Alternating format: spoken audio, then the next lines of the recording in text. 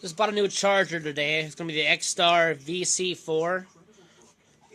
The main reason why I bought this charger, a lot of people say it helps them detect fake 18650 cells. That's kind of cool.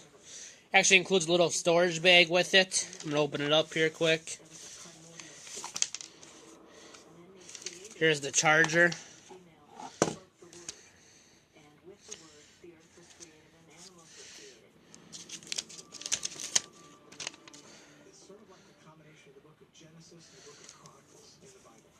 Includes little directions on how to charge batteries.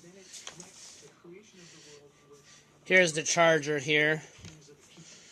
It's going to be a USB. I'm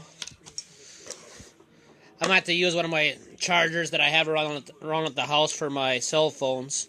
So it does not include the wall charger. After I drain a couple 18650 batteries, I'm going to show you how this thing works.